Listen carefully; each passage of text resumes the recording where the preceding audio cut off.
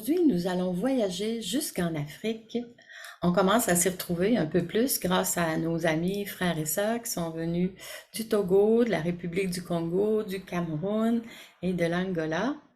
Aujourd'hui, ce sera en Ouganda que nous irons à la rencontre d'un courageux garçon de 15 ans et d'un avocat américain qui est venu à son secours alors que l'adolescent est accusé et emprisonné pour avoir commis 2 meurtres. C'est une histoire vraie et comme on va le voir, leur relation a pris la tournure d'une grâce phénoménale pour eux et aussi pour chacune des personnes qui ont été touchées par leur combat. La vie confortable de Jim Gash, en tant qu'avocat et professeur de droit à Pepperdine, une université chrétienne en Californie, cette vie confortable a presque fait en sorte que lui et le jeune Henry ne se rencontrent pas. Henry était gardé dans une prison pour mineurs dans l'ouest de l'Ouganda suite aux accusations de meurtre qui avaient été portées contre lui et contre son frère. Le seul espoir qu'Henri et Joseph avaient en prison leur venait de leur foi chrétienne, soutenue par celle de leur mère, qui leur appelait de croire aux promesses de Dieu. Plusieurs de leurs compagnons prisonniers étaient aussi chrétiens, mais un an après leur emprisonnement, en juillet 2009, Henri perdait espoir d'être un jour libéré. Il chantait encore des cantiques, il lisait la Bible, il priait, mais c'était plus par routine qu'autre chose. Le temps passait, le mois d'août, septembre, et Henri sentait la dépression s'installer en lui. Au début d'octobre, c'est à peine s'il s'accrochait à sa foi et la tentation d'abandonner était forte. Il se disait en lui-même, si seulement Dieu envoyait un signe, j'aurais une raison de garder espoir. À l'autre bout du monde, Jim Gash, un avocat de profession, enseignant d'université, avait écouté un auteur à succès, Bob Goff, qui faisait partie de l'organisation à but non lucratif Love Does, qui encourage les avocats à utiliser leur formation juridique pour aider les enfants emprisonnés en Afrique. Jim s'est senti très fortement poussé à répondre à cet appel de compassion envers les enfants emprisonnés. Le jeune Henri ne le savait pas encore, mais sa prière avait été exaucée. Jim Gash était en route. Je me souviens, dit-il, que j'avais jeûné et prié pour que quelqu'un vienne faire quelque chose. J'attendais, à déclarer Henri, dont la mère l'a élevé pour qu'il fasse confiance à Jésus. Quand Henri a appelé sa mère pour lui dire qu'un avocat américain l'aiderait à être libéré, elle a pleuré. J'ai remercié Dieu d'avoir répondu à nos prières, dit Henri. Jim Gash a écrit dans son livre intitulé Divine Collision, qui raconte cette formidable aventure, que la vie d'Henri a été transformée et que grâce à son cas, le système de justice pénale Ouganda a été transformé et que lui-même aussi a été transformé grâce à cette connexion vraiment hors du commun. Voilà une histoire vécue qui porte bien son nom de Divine Collision, collision divine, alors que la justice entre en collision avec l'injustice pour libérer les prisonniers et les rendre à une vie nouvelle. Quand j'ai lu cette histoire, ça m'a beaucoup touchée. J'ai pu faire des rapprochements avec le thème d'aujourd'hui, la vie dans la parole, tel que Paul nous en a parlé dans sa lettre aux chrétiens de Rome et dans les termes qu'il utilise au chapitre 8, les versets 1 à 11, que nous allons aborder aujourd'hui. Et je vais à quelques reprises, donc dans le sermon, faire des références entre ces versets et l'histoire de Jim et d'Henri. Comme c'est le cas pour la majorité d'entre nous, chrétiens et chrétiennes, qu'on soit dans une situation d'aisance, comme l'était Jim, ou plutôt dans une situation précaire comme l'était Henri, même après des années de vie chrétienne, on a toujours besoin d'être affermi par différents moyens dans la grandeur des plans de Dieu dans lesquels on est inclus. Dans l'introduction de sa lettre aux chrétiens de Rome, Paul leur manifeste son désir de leur communiquer un don pour les affermir. Au chapitre 1, au verset 11 de sa lettre aux Romains, il écrit « Je désire en effet vous voir pour vous communiquer un don spirituel afin que vous soyez affermis. » Paul n'a pas pu se rendre à Rome en personne à ce moment-là, donc il va leur écrire.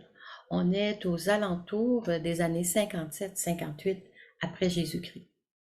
Il poursuit au verset 15 à 17 du même chapitre, chapitre 1. Ainsi, j'ai un vif désir de vous annoncer aussi l'Évangile à vous qui êtes à Rome. En effet, je n'ai pas honte de l'Évangile, c'est la puissance de Dieu pour le salut de tout homme qui croit, du juif d'abord, mais aussi du non-juif. En effet, c'est l'Évangile qui révèle la justice de Dieu par la foi et pour la foi, comme cela est écrit, le juste vivra par la foi. Dans l'histoire de Jim et Henry, la foi a joué un rôle déterminant pour les maintenir en vie spirituellement. Henry était le garçon désigné comme chef des autres prisonniers mineurs, ce qui lui donnait le privilège d'avoir en sa possession un téléphone portable. Ça lui a permis de rester en contact plus fréquent avec sa mère, qui, elle, semblait inébranlable dans sa foi. En octobre, suite à une visite de Jim et de son équipe d'avocats, Henry raconte: J'ai appelé ma mère et lui ai demandé de prier pour que les étrangers à la peau blanche, les Mlungu en Swahili, viennent nous aider. Et elle a dit qu'elle demandera à tout le monde à l'église de prier aussi. À chaque soir, un des amis d'Henry, Beau, dirigeait les autres prisonniers dans quelques chants qu'il avait appris en grandissant à l'église. La plupart des autres connaissaient déjà les chants. De temps en temps, la geôlière leur criait de se taire.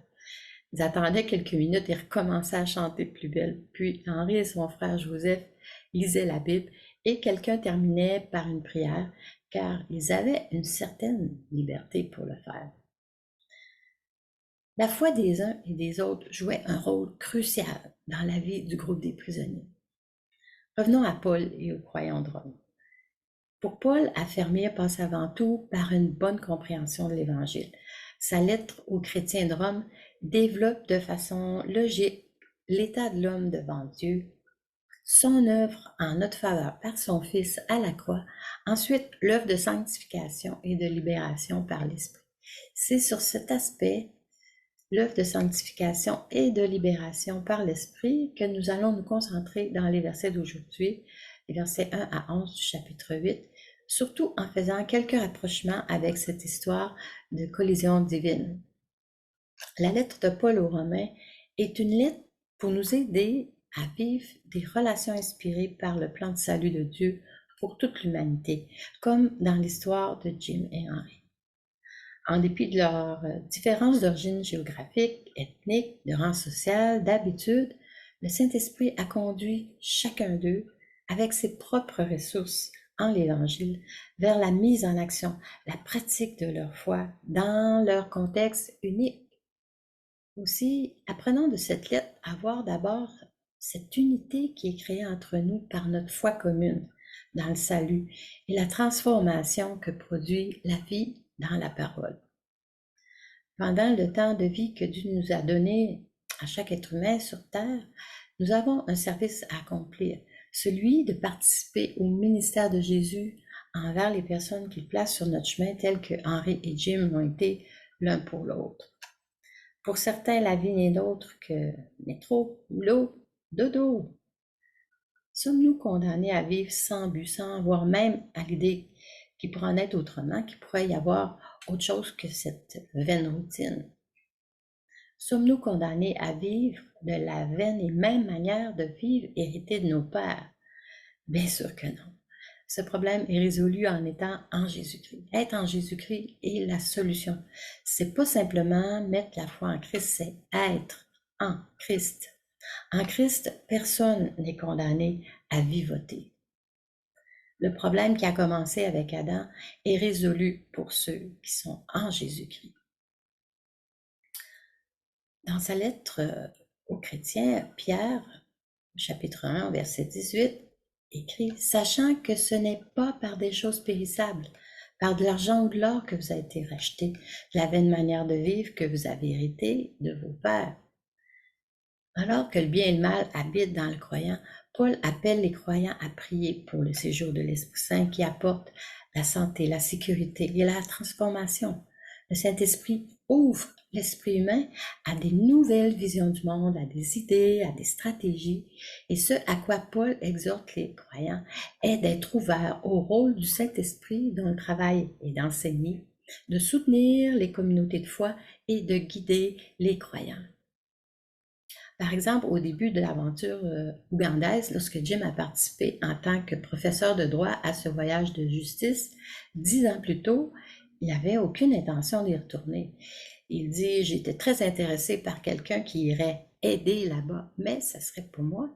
Je suis allée une fois pour montrer à ma femme, à mes enfants et à mon Dieu que j'étais prêt à faire un pas de foi. Ça s'arrêtait là. Mais grâce à Jésus et au Saint-Esprit, étape par étape, Jim a été inspiré à s'engager dans une vie de service envers son prochain, soit ces jeunes emprisonnés en Ouganda. La pratique des disciplines spirituelles comme la prière en groupe, la louange, la lecture de Bible qu'il vivait quotidiennement, ça permet à Henri et ses amis de maintenir leur foi durant ces temps d'épreuve. Ils ont pu être préservés de la tendance au péché, soit d'abandonner la foi, d'abandonner Dieu. Cette tendance qui est enracée en nous, qu'on appelle la chair, qui éloigne de Dieu.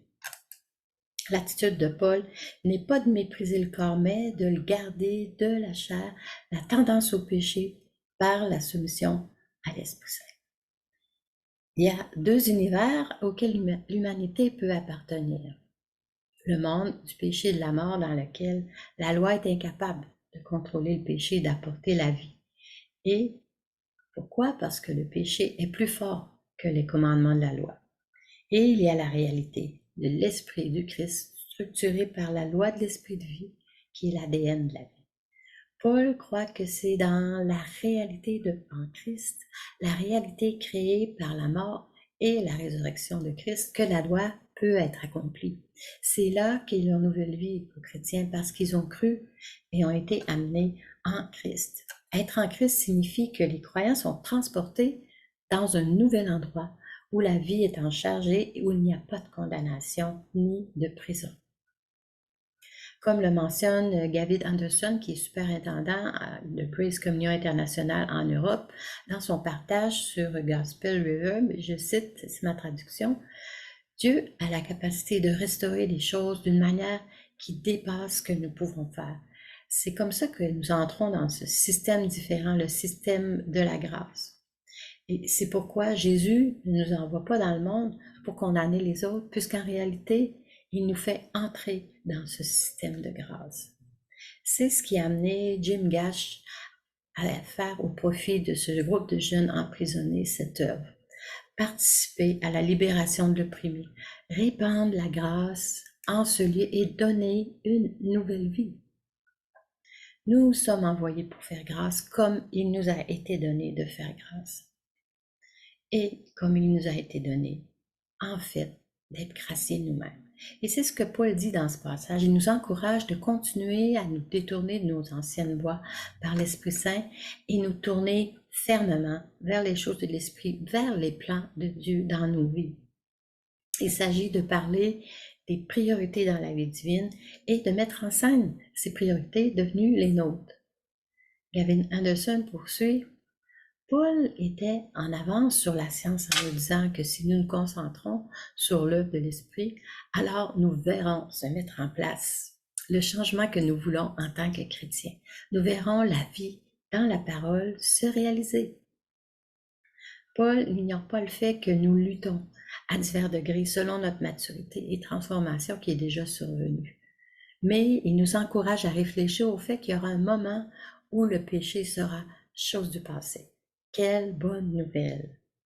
Au chapitre 8 et au verset 13, Paul continue dans sa lettre aux Romains, « Si vous vivez en vous confirmant à votre nature propre, vous allez mourir, mais si par l'Esprit vous faites mourir les manières d'agir du corps, vous vivrez. » Par la prédication de Jésus, le ministère des apôtres, la transmission du message par la Bible et tous les ministères dirigés par Jésus-Christ dans son Église à travers les temps, nous avons un sens à notre vie dans la parole. Nous avons hérité de cette précieuse connaissance et réalité de notre délivrance de la chair et de la nouvelle vie en Jésus-Christ dans son royaume. C'est fantastique! Combien encore dans ce monde n'en ont jamais entendu parler ou ont perdu la foi faute de recevoir du support concret, comme ça aurait pu arriver à Henri et sa famille si l'avocat et toute son équipe d'étudiants ne s'étaient pas laissés toucher par l'Esprit Saint ni ne s'étaient engagés à travailler d'arrache-pied en vue de les libérer de prison et de leur donner accès à la vie abondante préparée par leur Père, notre Père créateur. Dieu a envoyé cette équipe pour la délivrance de leurs projets. Il les avait instruits dans la foi pratique en fréquentant cette université chrétienne. Il les avait équipés par toutes sortes de dons et de connaissances dans le droit pour poursuivre son œuvre de salut et de justice de façon concrète auprès de ces jeunes Ougandais. Paul proclame audacieusement au chapitre 8, verset 1 de sa lettre: « Mais maintenant, il n'y a plus de condamnation pour ceux qui appartiennent à Jésus-Christ. » Il proclame cette vérité parce qu'il connaît la tendance humaine soit à se sentir condamné ou à condamner les autres. Quand nous voyons Dieu comme un Dieu lointain et en colère qui nous condamne, nous vivons en ayant constamment à l'esprit des paroles de condamnation qui rendent notre marche pénible. En plus d'être soi-même accablé, on pourrait même aller jusqu'à être tenté de projeter ces mêmes paroles comme des pierres de condamnation sur les autres. L'Esprit déclare aujourd'hui à travers ce petit verset que Dieu ne porte aucune condamnation. Il nous a envoyé Jésus-Christ qui, lui, ne nous condamne pas. Au contraire, il a condamné à mort tout ce qui nous condamne. Il est venu pour libérer, pour sauver. La pauvreté en vraie connaissance, en relation compatissante et compétente, spirituellement parlant, et en des ressources concrètes pertinentes, peut rendre les personnes vulnérables par rapport à leur conscience de leur condition de péché. Ça peut contribuer à les maintenir dans l'ignorance de ce qui a été accompli par Jésus pour eux ou elles. Quel que soit le contexte de nos états d'esprit, voici la vérité. Mais maintenant, il n'y a plus de condamnation pour ceux qui appartiennent à Jésus-Christ. Pour le chrétien, il n'existe plus de verdict à attendre. Le verdict a déjà été rendu en Christ. Prenons note maintenant de deux mots-clés concernant cette très bonne nouvelle. Quand et qui. Tout d'abord, le quand. Quand est-ce qu'il n'y aura plus de condamnation? Paul met l'accent sur l'adverbe maintenant parce qu'il s'agit d'une ère nouvelle que l'œuvre du Seigneur a inaugurée pour les chrétiens. Nous n'avons pas à attendre jusqu'à ce que nous ayons vécu tous nos péchés. Nous n'avons pas à attendre le retour de Jésus. C'est une réalité qui nous est donnée en ce moment. Le deuxième mot-clé, qui, demande qui sont les personnes à qui l'absence de condamnation s'applique. La réponse est ceux qui mettent leur foi en Jésus, ceux qui sont disciples par leur union dans le Christ. Et qui? C'est là que se trouve la nouvelle vie dont Paul va parler et où, nous qui, vivons dans la réalité où non seulement la condamnation n'existe pas, mais où nous qui, trouvons la vie abondante promise par Jésus. Au verset 1, la deuxième partie, si nous sommes unis à lui, nous n'avons donc pas redouté aucune sentence contraire. Cette vérité posée comme pierre importante dans l'édifice, Paul va parler de la nouvelle vie dans laquelle les chrétiens sont amenés. Au verset 2, car nous vivons à présent sous un nouveau régime, celui du Saint-Esprit. Cet esprit nous donne la vie qui était dans le Christ Jésus et nous introduit dans la communion avec lui. Cette puissance vivifiante de l'esprit me soulève hors du cercle vicieux du péché et de la mort. Cet ordre nouveau me permet d'échapper au régime du mal qui me menait à la ruine. Car ce que la loi s'est révélée incapable de réaliser, Dieu lui-même l'a fait. Les commandements, en effet, n'ont pu produire en nous une vie sainte. La résistance de notre être instinctif les paralysait. L'impuissance de la loi est due à la faiblesse humaine. Ma volonté égoïste est plus forte que les préceptes. Mon désir de jouissance me rôde toutefois. Voilà pourquoi Dieu a envoyé son Fils sous la forme d'un simple homme, revêtu d'un corps semblable à notre corps, accessible au péché. Dans cette chair pareille à la nôtre, Jésus a triomphé du péché et notre nature pécheresse s'est vue condamnée, désarmée. En offrant sa vie en sacrifice pour le péché, il a brisé le joug du mal.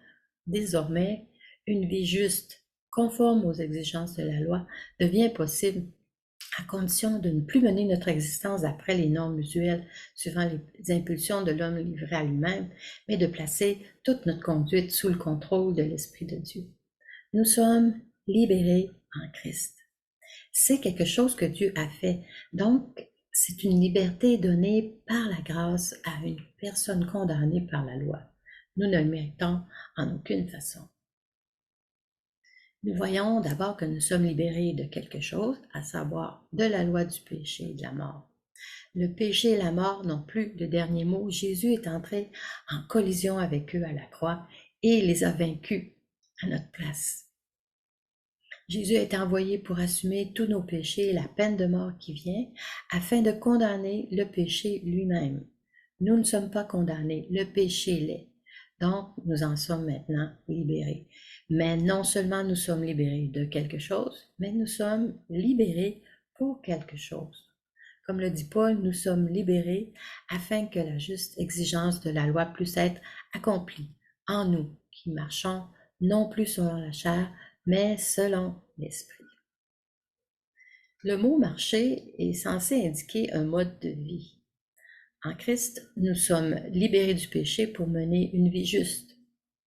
Quel est l'intérêt d'être libéré du péché si nous ne marchons pas dans cette liberté de vivre d'une manière juste?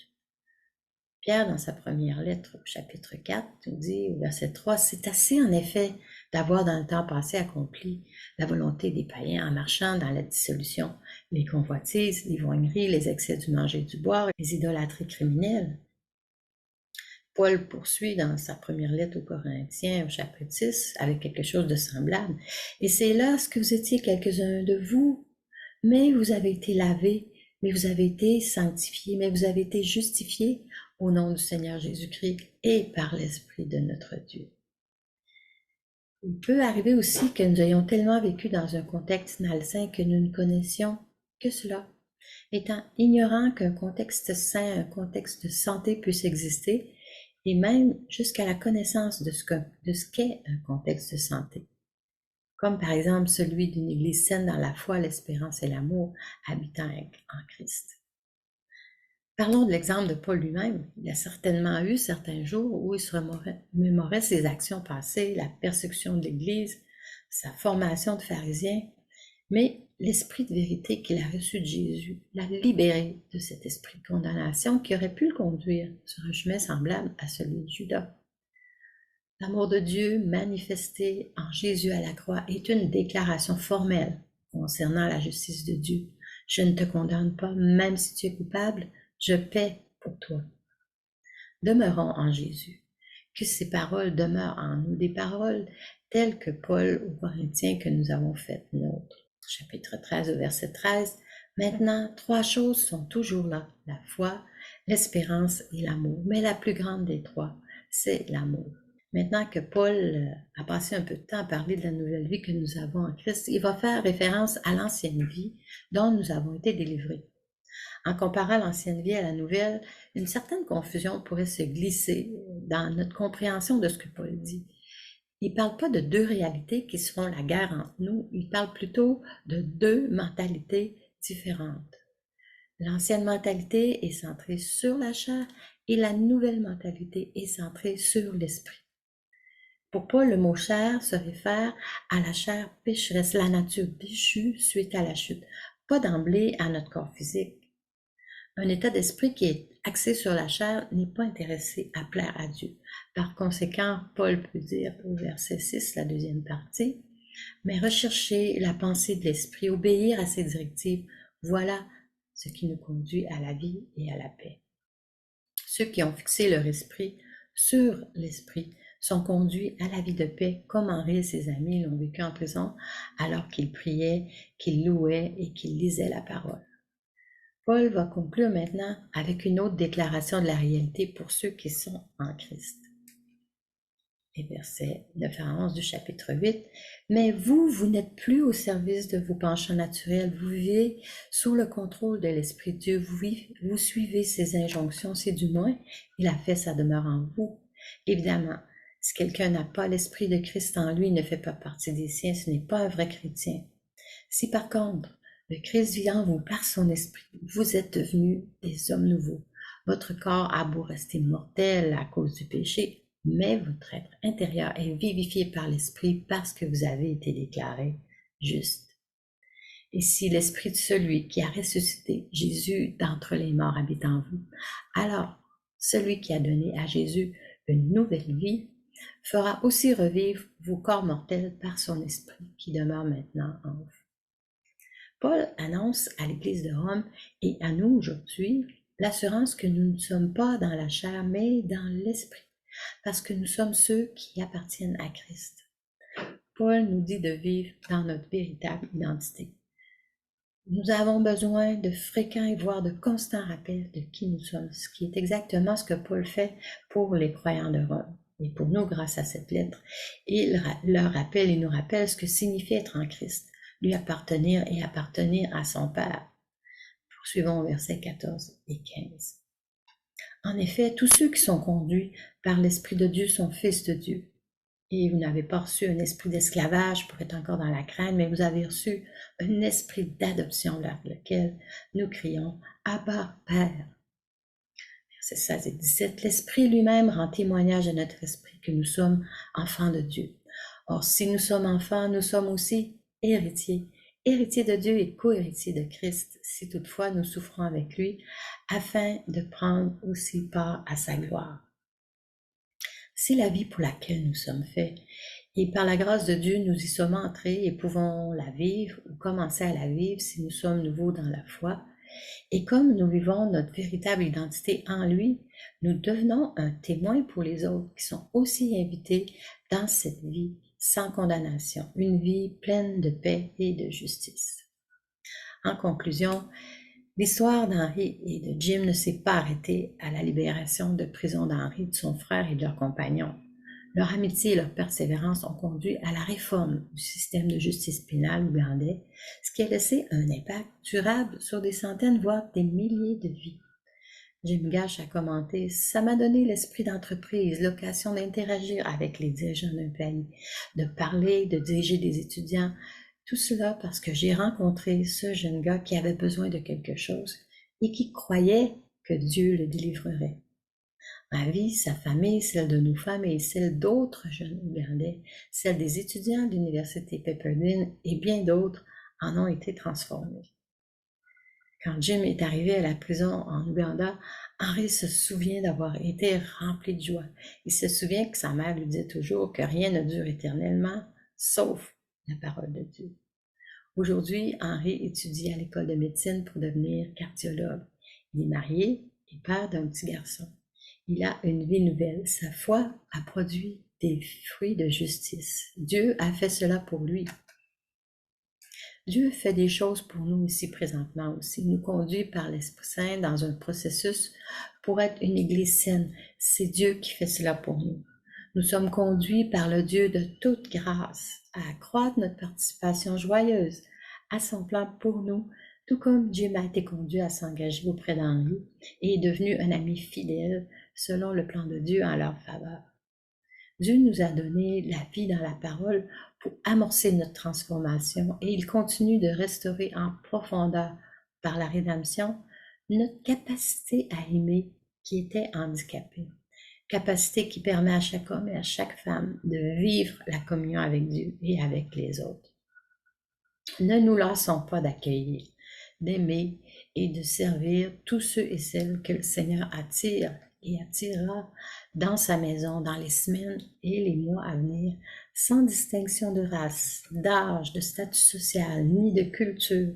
Ce sera vraiment le signe que la sanctification a porté un fruit de vie et de justice en nous.